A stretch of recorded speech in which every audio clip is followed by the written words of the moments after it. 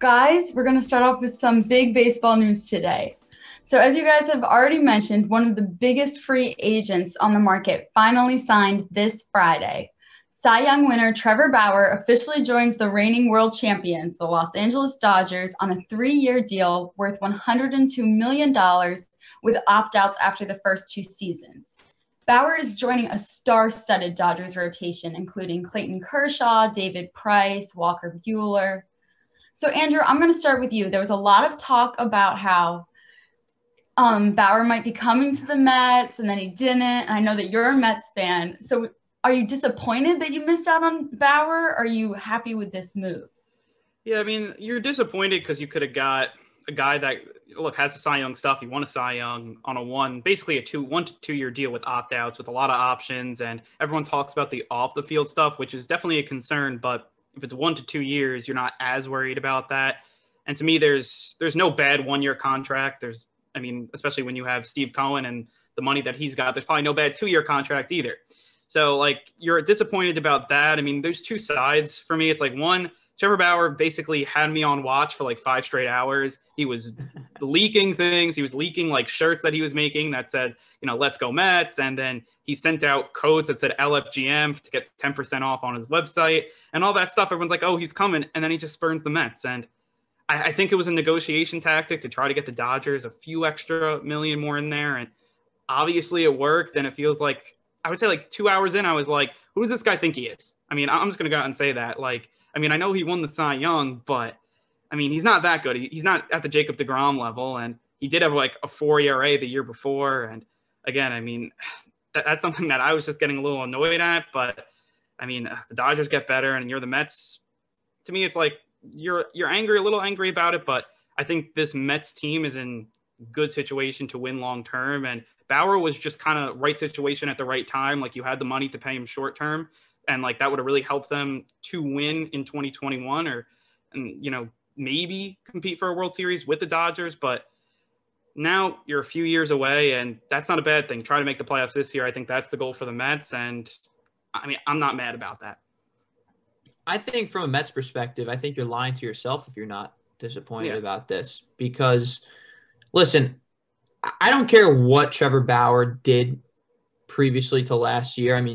He was the best pitcher in baseball last year. There's no question about it. You could say all you want about him playing a little bit of a lower level competition, playing in the NL Central, but the dude shoved last year. There's no question about it. And you look at the difference from him as a pitcher. His spin rate was way higher than it was ever in his career last year on his fastball. He was the best pitcher in baseball last year, in my opinion, and there really wasn't much of a question about this. And to get him on what is essentially a 2-year deal with the Dodgers, because making $40 million in that first year, $45 in that second year, with opt-outs after his first and second year. Trevor Bauer said he only wanted to sign 1-year deals, and that's basically what he got. He controls his future for the next 3 years, which I think was really important to him. And for a guy at 30 years old, to get him to a 2-year deal, that's a dream for the Dodgers personally. And it would have been for the Mets too. And I think that's where this stings, because if you were able to get him for the next 2 years, I think there's a really good argument that the Mets are the favorites in the NL East. A really good argument. You look at the rotation, what it would be with DeGrom, him, Carrasco, Stroman, Syndergaard coming back at some point, along with the lineup and whatnot. I think that probably puts the Mets above the Braves potentially. Without Bauer, I don't think that's the case. And here's what's really interesting to me. I think there is a lot of hatred for Trevor Bauer out there. A lot of it that I think is pretty undeserved for the most part. And listen, does he take things too far on social media? Absolutely. And the moment he had with that, I forget how old she was, but when he did harass her a little bit on Twitter, yes. And that is something that is definitely a red flag. I'm not disagreeing with that. But I think it's a little ridiculous to compare that to some of the stuff that has been coming out about Jared Porter and Mickey Callaway. He got upset on social media. We all have our bad moments like that. I'm willing to let it slide for one moment, because I look at Trevor Bauer and you look at his dedication to his craft, in baseball and how much he cares about the game of baseball. And I think that's something that's really noteworthy for guys going forward, especially when you hear like last year with Anthony Rendon saying he doesn't even love the game of baseball. He just plays because it makes him money. And Trevor Bauer has done a ton for players. He's supported players in the past.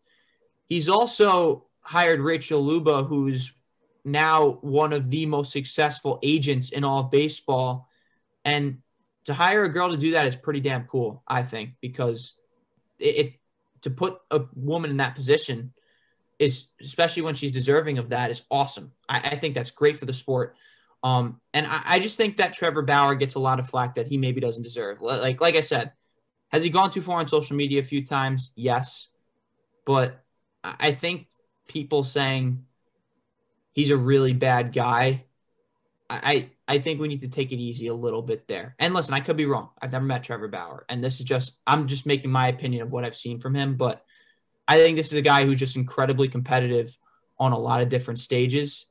And it leaks out into his personal life sometimes, and that happens. But I overall, I think this is a great deal for the Dodgers.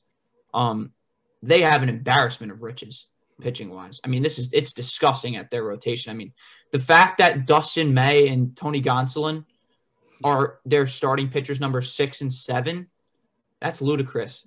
And they are by far the favorites to repeat as world champions next year. And listen, we could say everything about the Padres did, getting Blake Snell and Yu Darvish.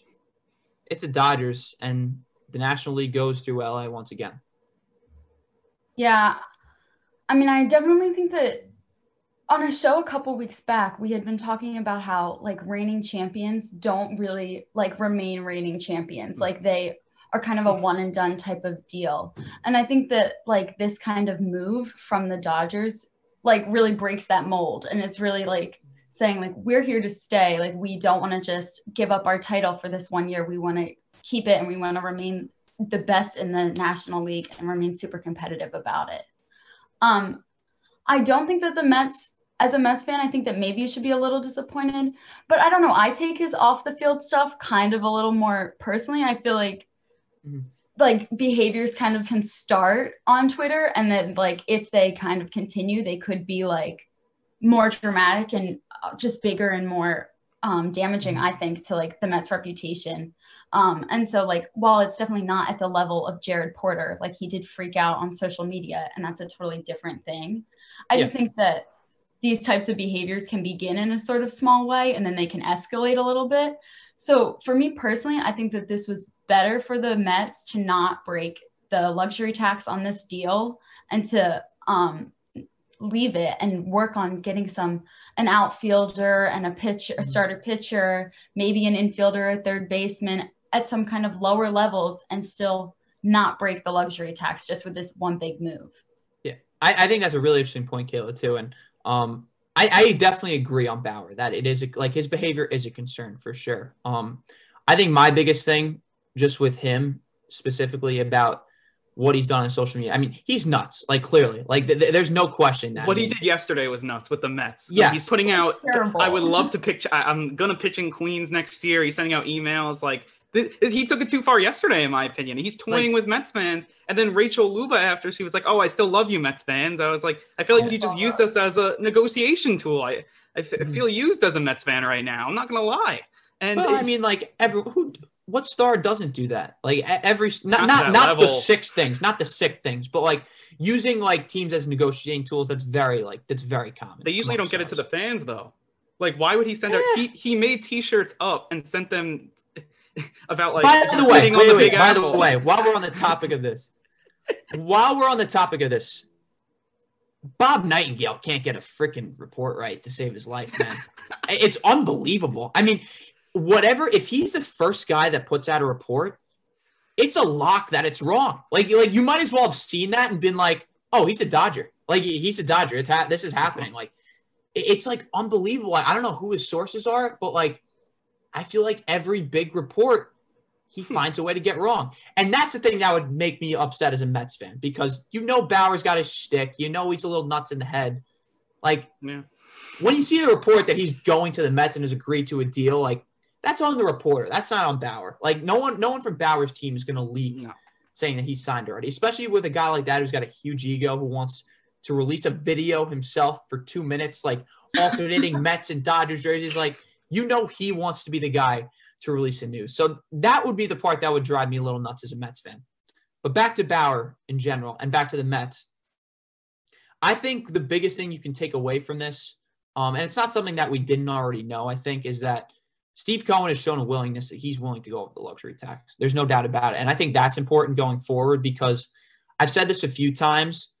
I think the biggest asset you could have in baseball right now is a willingness to try to win and a willingness to go over the luxury tax. I mean, the Dodgers have airmailed the luxury tax now with Bauer. I mean, they're at like $240 million in payroll for this upcoming year. I believe they're over $30 million over the luxury tax or something crazy like that. But like, a willingness to compete and a willingness to win is the most important asset you could have in baseball, because you could have some of the smartest people in the industry and it won't matter at some point because you have owners who aren't willing to spend money. Oakland being one example, where you have an excellent front office. You had Billy Beane there for years, who finally left.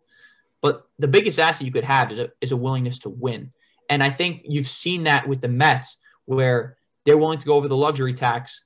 Are they willing to do it this year now? Because they still have a lot of needs to address right now. They could use a third baseman. I think they need another starting pitcher, personally, even with the rotation that they have together. And they need a center fielder. And will they go out and spend? I mean, James Paxton is still out there on the market. Jake Odorizzi, who I personally would not pay. I actually wouldn't pay either of those guys, to be honest with you. But, like, they have shown a willingness to spend money. And I think that's very important going forward. Yeah, I mean, the one thing I would say, I agree with you. Starting pitching is huge. I mean, they're connected to Rich Hill, who to me is like the lefty version of Bartolo Colon right now. And I love Rich Hill. He's good. Yeah. I think he'd be a great fit. And I think he would fit right there in the rotation. And I think that would be good in their building rotation depth. And that's so important.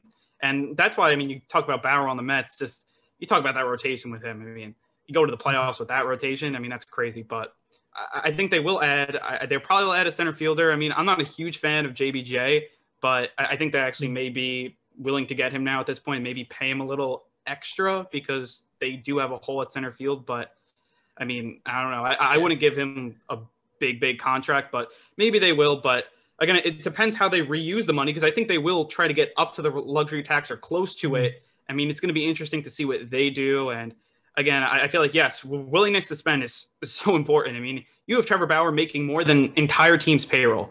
I'll just leave it at that. Like, that's huge.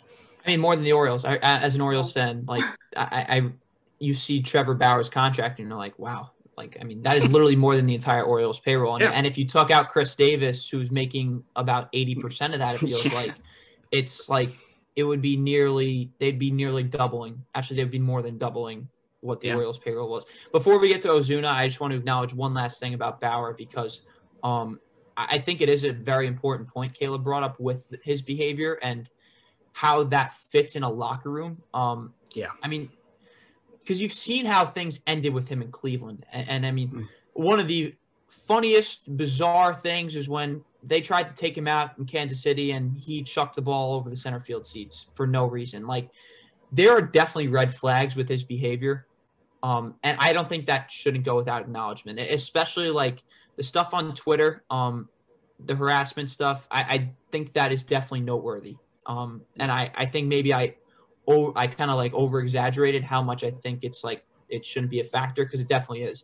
I think my main point with people complaining about it is that I think a lot of people are comparing it to what happened with Jared Porter and comparing it to what happened with Mickey Callaway. And I think it's a completely different conversation, because what Jared Porter did was disgusting. Like that's a horrific thing for anyone to experience. And I'm not saying harassment isn't on Twitter, but I think that was more of a back and forth with two people that clearly were a little bit colluded in the head and were I think it was a little bit more of on both sides there. And what Mickey Callaway did is also terrible. Like, I just think it's a completely different conversation. And I think that's where I get a little frustrated with it, saying like, listen, it's one thing to be like a bad person and an angry one. It's another to do stuff like that's criminal and sending pictures of your junk to someone. Like that's horrific. And I think there's a line there. But like I said, I agree with you, Kayla, that I think it is a concern.